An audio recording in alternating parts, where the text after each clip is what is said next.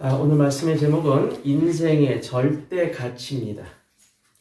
세상에 있는 모든 것들은 인간과의 관계에 있어서 그것이 가지고 있는 의, 중요성, 효용 등을 갖습니다. 그리고 이것을 우리는 가치라고 부릅니다. 세상 모든 것은 눈에 보이는 물질적인 가치와 눈에 보이지 않는 추상적인 가치, 그리고 영적인 가치로 나뉩니다. 그런데 세상에서 모든 것이 가지고 있는 그것의 가치를 판단하고 정하는 기준은 인간입니다. 그래서 자신에게 유익한 것일수록 가치가 높다 하고 말하고, 자신에게 유익하지 않은 것일수록 가치가 없다라고 말합니다. 자, 그렇다면 인간이 가장 가치 있게 여기고 있는 것은 무엇일까요? 과거에는 사랑, 우정, 평화, 이러한 추상적인 것들이 최고의 가치라고 여겨졌습니다. 하지만 지금 우리가 살고 있는 지금 21세기에는 나 중심의 모든 것들, 내게 유익이 되는 것들, 내게 이익을 안겨다 주는 것, 권력이나 돈이나 명예, 이런 것들이 최고의 가치라고 지금 여겨지고 있다는 겁니다. 어디에 절대적인 가치를 두느냐에 따라서 인생의 모습과 인생의 의미가 달라집니다. 돈이나 명예나 권력의 절대 가치를 두는 자의 삶은 결국에 가서는 무너질 수밖에 없는 바벨탑의 인생이 되어버립니다. 한순간에 무너지기 때문에 그것을 감당할 수가 없어서 극단적인 선택을 할 수밖에 없는 일들이 우리 사회에서 자주 벌어지지요. 자, 그렇다면 이러한 사회를 바라보고 또 나를 바라보면서 우리는 내 인생에 있어서 나는 어디에 절대적인 가치를 두고 있는가? 내게 있어서 최고 소중한 가치는 도대체 무엇인가? 우리는 그것을 질문할 수 있어야 되고 또 그 질문에 대한 답을 찾아야 됩니다. 오늘 바울은 우리에게 자기 인생의 절대적인 가치가 예수 그리스도라고 고백합니다. 3장 8절에 나와 있죠. 내 주 그리스도 예수를 아는 지식이 가장 고상하기 때문이라. 내가 그를 위하여 모든 것을 잃어버리고 배설물로 여김은 그리스도를 얻고자 함이라라고 바울은 기록합니다. 자, 오늘 말씀을 통해서 우리가 바울이 빌립보 교회 성도들에게 예수 그리스도만을 강조한 이유를 깨닫고 또 바울처럼 인생의 최고 가치를 그리스도께 두는 모든 분들이 되시기를 주님의 이름으로 축원합니다. 첫 번째입니다. 그리스도 예수를 자랑하는 자입니다. 그리스도 예수를 자랑하는 자. 자, 3장 1절 한번 보시죠.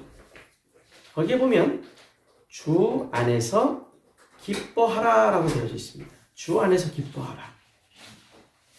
여기 보면 기쁨이 넘치는 삶을 위해서 영적으로 하지 말아야 될 것과 또 바르게 행해야 되는 것을 분별할 수 있어야 한다는 겁니다. 기쁨이 넘치는 삶을 우리가 살기 위해서는요. 주 안에서 기뻐하라. 우리 인생에서 기쁨을 충만하게 누릴 수 있는 방법은 그리스도 안에서만 가능하다는 겁니다. 기쁨이 넘치는 삶, 기쁨이 충만한 삶. 여기서 말하는 기쁨은 일시적이거나 한시적인 그러한 기쁨이 아니라 영원한 기쁨, 끊이지 않는 기쁨, 계속되는 기쁨을 의미합니다. 그 기쁨을 바울이 우리에게 이야기해요. 주 안에서 기뻐해라. 주님이 기쁨의 원천이 되시고 주님이 모든 기쁨을 우리에게 허락하시고 주님이 최고의 축복으로 우리에게 삶이 충만하도록 기쁨으로 충만하도록 이끌어 가신다라는 거죠. 자, 그것을 바울은 빌립보 교회 성도들에게 강조합니다. 그러면서 그는 빌립보 교회와 그 지역의 팽배해 있던 유대의 율법주의자들을 경계하라고 말합니다. 유대 율법주의자들을요, 바울은 개들, 그리고 행악하는 자, 몸을 상해하는 자 이렇게 말합니다. 3장 2절을 보시죠. 개들을 삼가하고 행악하는 자들을 삼가하고 몸을 상해하는 일을 삼가라 라고 되어 있습니다. 개들이라는 표현은요, 원래는 이 유대인들이 이방인들을 향해서 쓰던 표현입니다. 이방인들을 가리켜서 개들, 전혀 가치가 없는 존재들, 이런 의미로 개라고 비유를 했었습니다. 그런데 바울은 지금 경멸스러운 존재로서의 율법주의자들을 개들이라고 말하고 있습니다. 또 행악하는 자, 이 말의 의미는 하나님의 은혜를 믿지 않고 율법의 행위를 통해서만 구원을 받을 수 있다라고 말하는 자들을 의미합니다. 그러니까 우리는 바울이 로마서에서 그토록 강조했던 것이 뭐냐? 행위가 아니다. 사람이 그 어떤 행위로도 의로워질 수가 없다. 오직 그리스도를 믿는 그 믿음으로 의로워질 수 있는 것이고 그리스도를 믿는 그 믿음으로만 구원받을 수 있는 것이다 라는 거예요. 그런데 이 유대의 율법주의자들은 뭐라고 말하느냐? 믿음 그거는 필요 없다. 하나님을 위해서 너희가 행동을 해야지.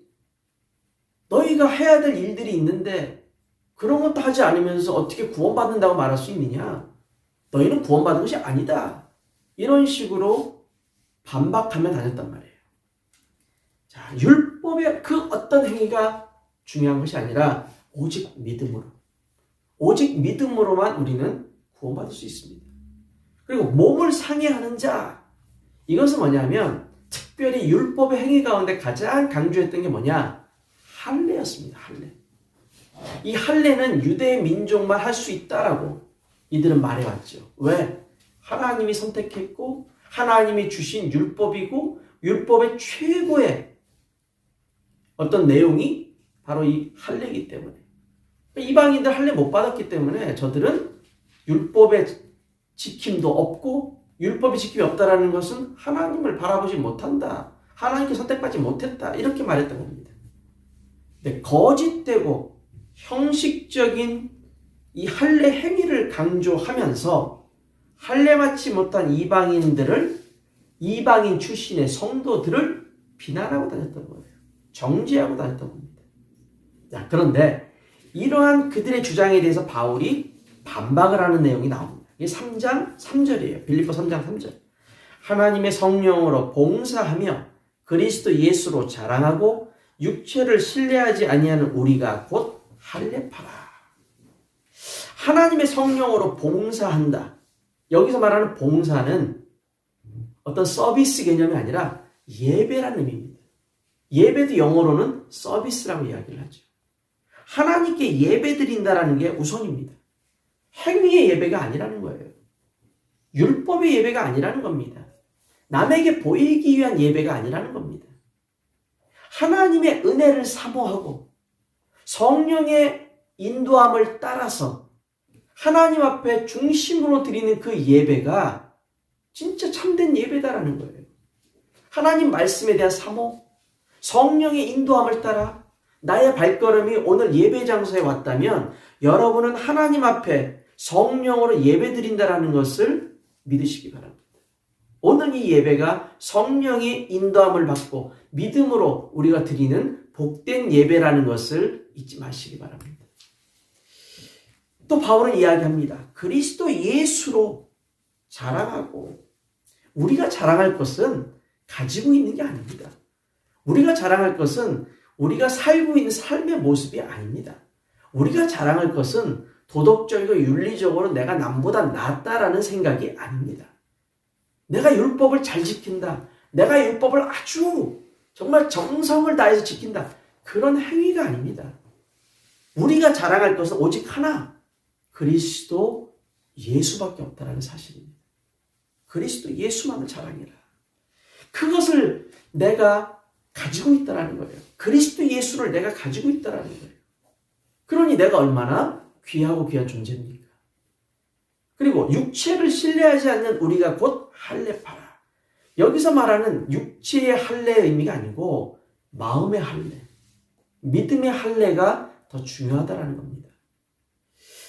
그리스도를 믿는 그 믿음이 곧 우리에게는 믿음의 할례요, 영적인 할례요, 그리고 이것이 바로 하나님 앞에 우리가 할례 받았다라고 말할 수 있는 근거라는 거죠. 신명기 10장 16절에 보면 이런 말씀이 있습니다. 그러므로 너희는 마음의 할례를 행하고 다시는 목을 곧게 하지 말라 이렇게 말합니다. 육체적으로 할례를 받았는데 하나님 앞에 불신앙하고 하나님 앞에 원망하고 하나님 앞에 전적으로 주님을 신뢰하지 못하는 모습을 보이는 육신의 할례를 받은 사람보다 육신의 할례를 받지 않았지만 하나님을 신뢰하고 하나님을 믿고 하나님만 바라보고 하나님 앞에 기도하는 자가 진짜 할례 받은 사람이다라는 거예요. 그래서 바울이 말하는 것이 바로 우리가 할례파다. 즉 영적으로 그리스도 바라보고 영적으로 그리스도 누리는 우리야말로 진짜 믿음의 할례를 받은 사람들이 아니냐, 이것을 강조하는 겁니다. 어느 누구도 율법의 기준으로 따졌을 때는 어느 누구도요 정말 하나님 앞에 온전하게 설 수 있는 사람들이 아무도 없습니다. 율법의 기준으로 봤을 때는요. 그러나 그리스도에 대한 믿음으로 우리는 이 율법으로부터 완전히 해방되었다는 사실입니다. 로마서 8장 1절 2절 예수 그리스도 믿는 우리에게 모든 율법의 기준, 율법의 굴레, 율법의 행위, 여기서 우리는 완전히 해방되었다. 뭐라 말씀합니까? 그러므로 이제 그리스도 예수 안에 있는 자에게는 결코 정죄함이 없나니 이는 그리스도 예수 안에 생명의 성령의 법이 죄와 사망의 법에서 너를 해방하였습니다. 자, 이처럼 율법주의자들이 말하는 의와 하나님께서 말씀하시는 의는 완전히 다릅니다. 율법주의자들이 말하는 의는 결국 뭐냐? 나를 강조하는 겁니다. 내가 얼마나 율법을 잘 지키는데, 내가 얼마나 하나님 앞에서 이 율법의 행위를 내가 엄격하게 지키고 있는데, 그런데 이들은 하나님의 은혜를 부정합니다. 하나님의 은혜를 부정해요. 그리고 자기가 지키고 있는 그 율법의 기준으로 다른 사람들 비난하고 다른 사람들을 정죄합니다. 근데 하나님의 의는 바로 그리스도지요. 이 그리스도를 통해서 구원을 베풀어 주셨습니다. 그렇기 때문에 그리스도를 통해서 우리가 깨달아야 될 것이 뭐냐? 나는 육신적으로 율법의 모든 것을 지킬 수 있는 그런 능력도 힘도 없다. 그러나 그런 나를 사랑하셔서 주께서 나를 구원의 자리로 그리스도를 믿고 절대적인 사랑과 은혜를 받을 수 있는 축복된 자리로 나를 이끄셨다. 그래서 뭐가 나옵니까? 감사가 나옵니다. 감사가. 율법주의자들에게는 경건의 모습은 있습니다. 사람들 앞에서 행위로서 존경받을 수 있는 그런 모든 것을 간구하고 다니죠. 찾고 다니죠. 경건의 모습은 있으나 이들에게 뭐가 없느냐? 경건의 능력이 없다는 겁니다. 여기서 말하는 경건의 능력은 뭡니까? 그리스도를 누림이 없다는 겁니다. 그리스도의 누림이 없으니까 어떻게 됩니까? 그리스도를 못 누리니까 감사가 없죠. 기쁨이 없죠. 바울이 오늘 뭐라고 말합니까? 3장 1절에 기뻐하라. 기뻐하라. 세상이 주는 기쁨이 아니라 하나님께서 주시는 이 최고의 기쁨, 평안한 기쁨, 은혜의 기쁨, 그 기뻐하라. 그리스도 누림이 없으니까 당연히 기쁨이 없죠. 경건의 능력이 있어야 되는데 경건의 능력은 없고 그저 보이기 위한 경건의 모습만 있는 그런 사람들을 멀리하라고 바울은 말합니다. 디모데후서 3장 5절 경건의 모양은 있으나 경건의 능력을 부인하는 이 같은 자들에게서 네가 돌아서라. 성도 여러분, 우리는 그리스도 예수만을 자랑합니다. 왜? 그리스도 예수 때문에 구원받았으니까요. 그리스도 예수로 인해서 기뻐하고 기뻐할 수 있으니까요. 그리스도 예수의 그 은혜로 우리가 하루하루를 감사하며 살아가니까요. 오직 그리스도만을 자랑하고 하나님의 의를 드러내는 기쁨이 충만하고 기쁨이 넘치는 삶을 살아가시기를 주님의 이름으로 축원합니다. 두 번째입니다. 그리스도 예수의 절대적인 가치를 깨달은 자. 바울은 5절부터 6절까지 자신의 과거를 언급합니다. 나는 8일 만에 할례를 받고 이스라엘 족속이요 베냐민 지파요 히브리인 중에 히브리인이요 율법으로는 바리새인이요 열심으로는 교회를 박해하고 율법의 의로는 흠이 없는 자라. 바울이 왜 자신의 과거를 이렇게 밝힐까요? 그 이유는 한 가지입니다. 저들 율법주의자들보다 율법으로 따져도 내가 훨씬 낫다라는 겁니다. 바울 자신이 저렇게 율법을 강조하고 떠돌아다니는 강아지처럼 개들처럼 막 여러 사람들에게 시험을 던지고 있는 저 율법주의자들보다 바울 자신이 훨씬 더 율법의 기준으로 봐도 뛰어나다라는 겁니다. 그러나 그런 바울이 우리에게 말하기를 그리스도를 믿는 그 믿음으로 구원받은 것이고 그리스도로 인한 그 기쁨이 충만한 삶을 사는 것이고 경건의 모양이 아닌 경건의 능력으로 살아야 된다는 것을 더욱더 강조하는 거예요. 바울을 보십시오. 8일 만에 할례 받았다. 이스라엘 정통의 혈통이라는 겁니다. 진정한 혈통이라는 걸 강조하는 거예요. 여러분 이스마엘 족속은 며칠 만에 할례 받은지 아십니까? 태어난 지 13일 만에 받습니다. 근데 이삭은 태어난 지 8일 만에 할례를 받습니다. 이 태어난 지 8일 만에 할례 받는다는 것은 이스라엘 민족들의 자랑이었어요. 그러니까 자신을 8일 만에 할례 받았다 이 얘기는 자기는 이스라엘 정통 유대민족이다라는 거예요. 또 이스라엘 족속이요 베냐민 지파다. 이 베냐민 지파라는 말이 뭐냐면 혼혈이 아니라는 겁니다. 우리가 이스라엘 역사를 쭉 보면은요. 솔로몬 왕 이후에 어떻게 됩니까? 남유다와 북이스라엘로 나눠진다고요. 그러면서 많은 그 주변의 강대국의 침입을 받고 그러다 보니까 주변에 있는 민족들하고 이 결혼을 하게 되고 자연스럽게 피가 섞이는 일들이 생겨났다는 얘기입니다. 근데 여기서 베냐민 지파라고 말하는 것은 뭐냐? 베냐민 지파라는 것이 강조하는 것이 뭐냐면 순수한 이스라엘 사람, 순수한 유대의 혈통을 가진 자다라는 겁니다. 이 베냐민 지파는요, 이스라엘 역사에 있어서 첫 번째 왕인 사울이라든가 에스더, 모르드게, 또 왕국이 분열되었을 때 다윗 왕조에 신실하게 충성을 했던, 또 바벨론 포로 때에는 유다와 레위 지파와 함께 예루살렘에 올라갔던 그러한 지파입니다. 아주 의미가 큰 지파예요. 자신을 강조하는 겁니다. 또 세 번째로 보니까 히브리인 중 히브리인이라. 이 말의 의미는 히브리 말과 히브리 관습을 가지고 있고 순수한 히브리 문화, 전통, 언어 모든 것을 다 지키고 있는 사람이다라는 겁니다. 그리고 율법으로는 바리새인이라. 이 바리새인이라는 의미는요. 가장 엄격한 유대의 종파라는 거예요. 유대민족은 다 똑같은 게 아닙니다. 유대민족 내에도 자신들이 믿고 따르는 그 계파들이 다 있어요. 사두개인도 그 중에 하나고 바리새인들도 마찬가지입니다. 이 바리새인들은 특별히 뭘 강조하느냐? 율법을 엄격하게 지키고 율법을 깊게 연구하고 공부하는 것을 강조하는 이 계파가 바로 바리새인들이에요.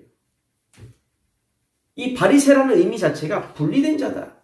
우린 따로 분리됐다. 유대 민족의 여러 사람들 가운데 우린 따로. 즉 가장 엄격하게 율법을 지키는 사람들로 구별된 존재들이다라는 거예요. 바리새인은요 인원수가 딱 6천 명이었어요. 6천 명. 그 이상도 되지 않고 그 이하도 딱 6천 명을 그대로 지키고 있었다는 겁니다. 그러니까 바울이 6천 명 안에 들어갔다는 얘기예요. 열심을 다해 교회를 핍박하고 율법을 흠이 없는 자다. 자신이 율법을 다 지켜왔기 때문에 율법을 가지고 논한다면 나를 논할 수 있는 자가 없다. 나를 비난할 자가 없다라는 겁니다. 그리고 교회를 핍박했다라는 것은 그리스도를 말하는 교회를 핍박했다라는 거죠. 자, 이렇게 따지면 바울의 과거 하나하나를 따져봤을 때는 그 어떤 유대의 율법주의자도 바울 앞에서는 꼼짝할 수 없는 존재라는 겁니다. 한마디로 말해서 깨갱할 수밖에 없다라는 거예요. 근데 그런 바울이 말합니다, 지금. 그런 바울이 뭐라고 얘기합니까? 그리스도를 만나고 나서 인생의 최고 가치가 바뀌었다고 말합니다. 다메섹으로 가는 그 길에서, 그 도상에서 바울이 그리스도를 만났습니다. 사도행전 9장. 바울이 어떻게 회심하게 되고 어떻게 그리스도를 만나서 어떤 변화를 갖게 됐는지 언급하고 있지 않습니까? 오늘 이 말씀 속에도 그 언급이 나옵니다. 7절에서 9절 보시죠. 그러나 무엇이든지 내게 유익하던 것을 내가 그리스도를 위하여 다 해로 여길 뿐더러 과거에 나에게 너무나도 필요했고 너무나도 이익이 됐고 너무나도 유익했던 것들이 있는데 이게 그리스도를 위해서는 다 쓸모없는 것이다라고 내가 인정한다라는 겁니다. 바울이 인정하고 있는 거예요. 그리고 또 얘기합니다. 모든 것을 해로 여김은 내 주 그리스도 예수를 아는 지식이 가장 고상하기 때문이라. 다 필요 없다. 최고 귀하고 최고 소중하고 최고의 지식이자 최고의 학문은 결국 뭐냐? 그리스도를 깨닫는 것이다. 그리스도를 깨닫는 게 최고다. 율법 필요 없다. 그리스도 깨닫는 게 최고다. 그리고 얘기합니다. 그를 위하여, 즉 그리스도를 위해서 모든 것을 잃어버리고 배설물로 여김은 그리스도를 얻고 그 안에서 발견되려 함이니. 다 잃어버린다 하더라도 다 내가 버린다 할지라도 한 가지 그리스도만 얻으면 된다라는 겁니다. 왜? 최고의 가치니까. 최고의 축복이니까. 최고의 은혜니까. 그리고 말합니다. 그리스도를 믿음으로 율법에서 난 것이 아니다. 그리스도를 믿음으로 내가 의를 갖게 되었다. 나의 의가 있는데 이건 율법의 행위가 아니라 그리스도를 믿는 그 믿음으로 나에게 주어진 하나님의 의라. 이걸 강조합니다. 자, 바울은 과거에 그리스도 만나기 이전에 자신의 모습에서 한 가지가 없다라는 것을 강조하죠. 그게 뭡니까? 다 가졌습니다. 유대인들이 원하는 것 다 가졌습니다. 8일 만에 할례 받았죠. 이스라엘 정통의 베냐민 지파죠. 히브리인 중에 히브리인이죠. 율법으로는 바리새의 교육을 받았죠. 거기다가 열심으로 따지면 바울을 비길 자가 없죠. 다 가졌습니다. 율법을 흠도 없고 다 가졌습니다. 그런데 그가 가지지 못했던 한 가지가 있었습니다. 그게 뭐냐? 그리스도가 없었다는 겁니다. 그리스도. 근데 그 그리스도를 만났습니다. 예수 그리스도를 만나고 나서 바울의 인생의 최고의 가치가 바뀌었습니다. 바뀌어버렸어요. 우선순위가 바뀌어버렸습니다. 인생의 최고 우선순위는 권력도 아니고 명예도 아니고 율법의 행위도 아니고 나의 가문과 가정의 배경도 아니고 최고의 가치는 그리스도구나. 그리스도. 인생을 바꿔놓은 한 가지. 그리스도. 저와 여러분의 인생도 바뀌었습니다. 그리스도로 인해서 완전히 바뀌었습니다.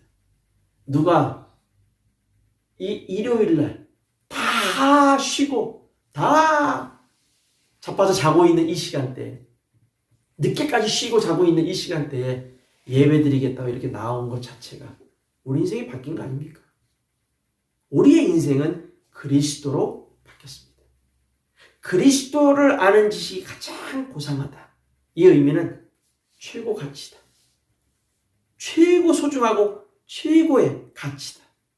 절대 가치다. 내가 그를 위하여, 즉 그리스도 예수를 위하여. 우리 인생의 방향이죠. 그리스도를 위해서. 그리스도가 원하시는 바를 이루기 위해서. 오직 그리스도를 믿음으로 하나님의 의를 얻게 되었다. 의로운 자. 하나님이 인정하시는 의로운 자라. 성도 여러분, 인생의 절대 가치가 우리에게 그리스도가 되어야 됩니다. 절대 가치, 최고 가치, 그리스도가 되어야 됩니다. 그럼 나머지 것들은요, 하나님이 알아서 필요한 순간순간마다 우리에게 주십니다. 인생의 절대 가치를 그리스도께 두시고 그리스도의 그 축복을 누리시며 그리스도와 함께하는 그리스도의 증인들이 되시기를 주님의 이름으로 축원합니다. 결론입니다. 우리가 찬송가 가운데 주 예수보다 더 귀한 것은 없네 라는 찬송이 있습니다. 그 찬송의 가사를 보면 이 세상의 부귀도, 이 세상의 명예도, 이 세상이 주는 어떤 행복과도 바꿀 수 없는 최고의 가치, 최고 귀한 것이 예수 그리스도라는 것을 강조합니다. 이 찬송은 그것을 강조하는 거예요. 인생의 절대가치, 인생의 최고 우선순위 오직 예수 그리스도. 그래서 우리의 삶은 그리스도 중심의 삶으로, 복음 중심의 삶으로, 하나님 성전의 교회 중심의 삶으로 우리는 살아가야 됩니다. 일시적이고 사라질 수밖에 없는 세상의 것을 쫓기 위해서, 얻기 위해서 아둥바둥할 그런 것보다는 영원한 하나님의 은혜를 구하고 하나님의 뜻을 행하는 자가 우리는 되어야 될 것입니다. 요한일서 2장 15절에 17절은 그렇게 말씀합니다. 이 세상이나 세상에 있는 것들을 사랑하지 말라. 누구든지 세상을 사랑하면 아버지의 사랑이 그 안에 있지 아니하니 이는 세상에 있는 모든 것이 육신의 정욕과 안목의 정욕과 이생의 자랑이니 다 아버지께로부터 온 것이 아니요 세상으로부터 온 것이라. 이 세상도 그 정욕도 지나가되 오직 하나님의 뜻을 행하는 자는 영원히 거하느니라. 아니, 뭐라고 말씀합니까? 세상을 사랑하지 말아라. 하나님을 더 사랑해라. 세상이 주는 것에 만족해하지 말아라. 하나님이 주시는 것에 만족해라. 세상을 바라보면서 더 하지 말아라. 하나님이 항상 차고 넘치도록 주시니 하나님을 더 바라보고 더 기도해라라는 겁니다. 우리는 하나님의 은혜로 살아가는 주의 백성들입니다. 더욱더 풍성한 은혜를 이번 한 주 동안에 여러분들 누리시기 바라고 세상 그 어떤 것과 바꿀 수 없는 그리스도의 그 절대 가치를 매일매일 누리시기를 주님의 이름으로 축원드립니다. 기도합니다. 하나님 감사합니다. 세상의 그 어떤 것보다도 더 귀한 그리스도의 가치, 그 가치를 발견한 나의 인생이 되게 해주시고 그리스도만을 자랑할 수 있는 우리의 인생, 그리스도만을 바라보고 그리스도의 은혜를 더욱더 풍성하게 누리는 우리의 인생이 되도록 축복해 주옵소서. 이번 한 주간도 그리스도의 은혜가 충만한 우리 모두의 발걸음이요 매일매일의 삶이 되도록 역사해 주옵소서. 예수님의 이름 받들어 기도 올려옵나이다. 아멘.